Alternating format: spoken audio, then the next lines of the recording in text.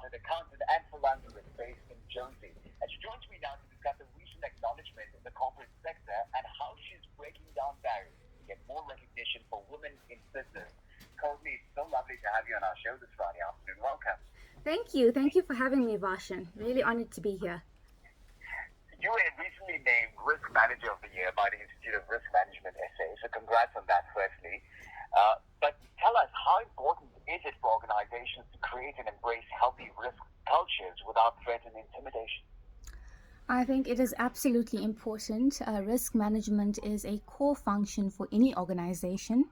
I think it is, very transformative when an organization is open to understanding their risks, putting in place actions to mitigate their risks, and thereafter constantly monitoring it. It is extremely helpful for an organization to be able to define red flag warnings and deal with them accordingly. And Courtney, as a women's rights activist, do you agree with the many out there who believe the corporate industry is a tough one, particularly for women to succeed in? And what are you doing through your company to break down these disadvantageous prejudices and earn more space for women to flourish in this field? Varshan, my aim has always been for women to be able to take up space, to own their voice, and to own their power. So through our platform, Boss Babes of South Africa, we have a numerous number of initiatives. The first being a mentorship platform. So that's where young individuals, young professionals entering the corporate space can find a mentor and get guidance, get support along their journey. The next thing that we offer is Go Lives with Inspirational Women in South Africa. And the reason we do that is really to unpack some of the challenges that women may face outside of work or within the workspace, and more importantly, for them to be able to define how they move past that, how they overcome those challenges and turn pain into power.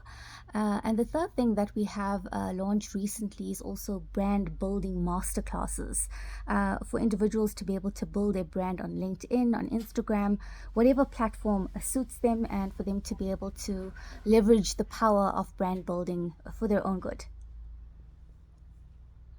We know for sure that you're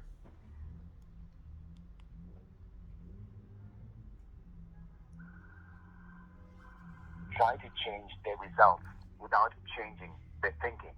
What's your thoughts on this, and what are the greatest assets of a leader who serves as a good mentor? I think for me, the first part, before we even get to leadership. Still happy? Okay, you broke up there for a second. I think the first part of leadership starts with, authenticity. That for me is number one. It's something that I've advocated for from the first day that I've created Boss Babes of South Africa, which is a digital empowerment platform. So for me, it is very important for us to live authentically before we're able to lead authentically. And someone who mentors young women, that is the first thing that I advocate for, is to know yourself, to know what you're all about, to understand your skills, your strengths, and from that place to be able to live from a place of authenticity and be able to leverage your highest power, to impact organizations, to impact people around you, and just to be the best version of yourself. And many believe that the era we are living now is the sum of all our lessons learned during the pandemic.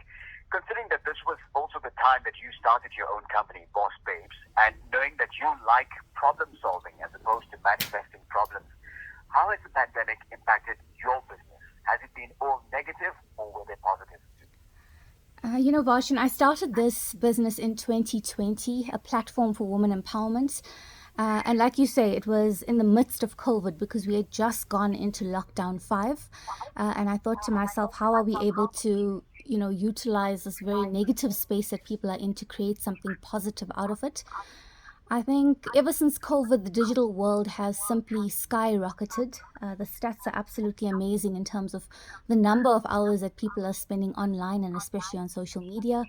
So I think ever since COVID, when people realized that, going out and having physical contact with others was not an option, we turned towards the digital space. And I think for us, it's been really great in terms of brand building, supporting the communities that we do, and just helping women to own their space in whatever industry they choose to be in. Courtney, you've been owning your space on social media. I mean, you are all out there. You're a socialite, but getting attention, being noticed, and having all those likes is one thing. What people really want is money. How can we use social media as a business and one which sees us generating some sort of profit for our time spent on it? I think that's a wonderful question. For me, it is really about if you are looking to enter the entrepreneurial space, I think is number one. I think definitely in South Africa, there's a need for more entrepreneurs because I believe that that is going to be able to drive sustainable economic growth in the future. So definitely for entrepreneurs, I believe that social media is a must to be able to put your brand out there and leverage the power of organic growth as well as paid growth is where the magic formula is lying at this point. So I think brand building is very important, but it is also important to be able to have, I want to say, a significant social media presence to be able to monetize your brand. From my perspective, I get called to speak at certain events, and I've now started the master classes. So that's been pretty great. And I think for young businesses or small businesses, it is a powerful tool to have to be able to have the power of marketing your brand in your hand. And I have one more question for you. With inclusivity being the new yardstick for collaborative efforts in the professional world, how far is our country, South Africa, in terms of achieving a harmonious world of gender, color, disability, and sexual orientation inclusion? From a gender-based violence perspective, I think we all know we're in 16 days of activism at this point, so very topical. Personally, I believe that it should be 365 days of activism. I think from a GBV perspective, we are nowhere that we should ever want to be in South Africa. These are stats that we should not want to have against our name. It's actually something that we as South Africans don't have a lot to be proud of when it comes to the way women are treated, the way women are respected and revered or lack of thereof. And I think the 16 days of activism is a good start.